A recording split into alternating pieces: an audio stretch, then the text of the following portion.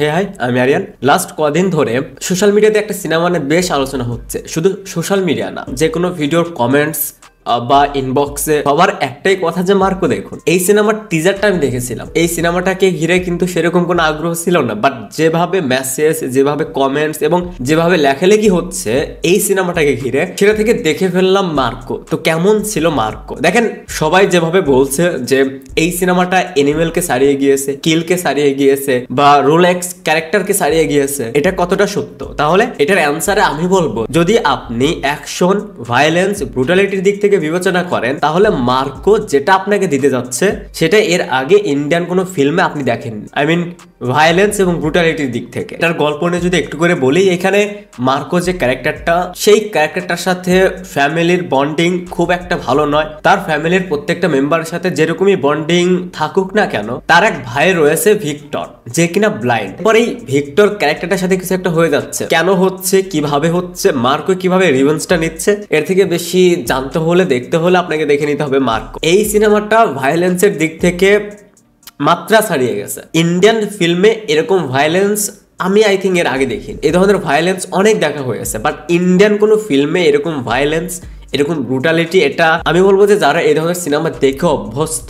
যারা violence, brutality পছন্দ করেন, তারা দেখতে পারেন, তাদের কাছে খুবই ভালো লাগবে। বাট যারা এই ধরনের সিনেমা দেখতে পছন্দ করেন না, আমি বলবো যে এই সিনেমাটা আপনাদের জন্য না। সিনেমার লাস্ট 30 থেকে 40 মিনিট, আই মিন ক্লাইম্যাক্সের আগের একটা অ্যাকশন সিকোয়েন্স, ওই জায়গায় একটা প্রেগনেন্ট মহিলার সিন রয়েছে, সেটা জাস্ট নেওয়া যায়। ইভেন বাচ্চাদের সাথে যেটা হয় সেটাও নেওয়া যায় না। এই সিনেমার যে ডিরেক্টর দেখেন, এটার যে গল্প, এটা খুবই সিম্পল। এটা মূলত লাইক একটা রিভেঞ্জ স্টোরি। গল্পটা আপনাকে, আই মিন মেইন যে প্লট, সেটা ফার্স্ট হাফেই আপনাকে রিভিল করে দিচ্ছে। পুরো গল্পটা ফার্স্ট হাফে রিভিল করা। বাট এই ফিল্মের যে ডিরেক্টর, আমি কনফার্ম তার টার্গেটই ছিল এই ভায়োলেন্সটাকে ঠিকঠাক ভাবে দেখান। যে আমার গল্প এতটুকুই থাকবে ভাই, আমি গল্প এতটুকুই দেখাবো, এর থেকে বেশি আমি দেখাতেও চাই না, এরকম টার্ন অ্যান্ড টুইস্ট আমি রাখতেও চাই না, বাট আমি ভায়োলেন্সটা দেখাবো।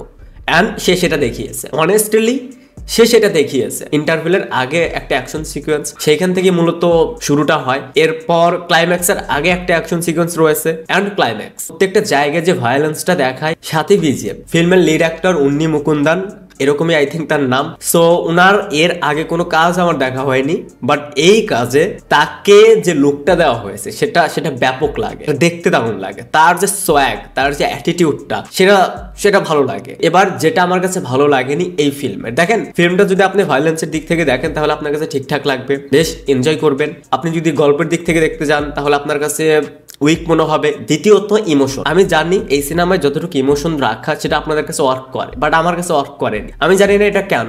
যদিও ফার্স্ট হাফে প্রত্যেকটা ক্যারেক্টারকে স্পেসটা দেওয়া হয়েছে, বিল্ড আপটা দেওয়া হয়েছে, হ্যাঁ, যখন সিনে যেটা হচ্ছে সেটা দেখে একটু খারাপ লাগে, বাট এত কিছু হয়ে যাচ্ছে, এরপরেও আমি ইমোশনালি কানেক্টেড হতে পারি না এই ক্যারেক্টারটার সাথে, বা এই ক্যারেক্টারটার সাথে আরো যারা জড়িত, তাদের সাথে যা হচ্ছে, তাদের জন্য কোনো রকমের ইমোশনটাই কাজ করে না। এটার একটা রিজন হতে পারে যে এখানে যে লিড অ্যাক্টর বা আরো যারা ক্যারেক্টার রয়েছে, তাদের কোনো কাজ এর আগে দেখা হয়, যার কারণে সেই ক্যারেক্টারটার সাথে কি হচ্ছে সেটা ঠিকঠাক ভাবে আমি কানেক্ট করতে পারছি না। শুধু দেখে যাচ্ছি, ভালো লাগছে, এতটুকুই। যাই হোক, এই ছিল আমার ওপিনিয়নে মার্কো। যারা এখনো দেখেননি, আমি তো বলবো যে দেখে নিন।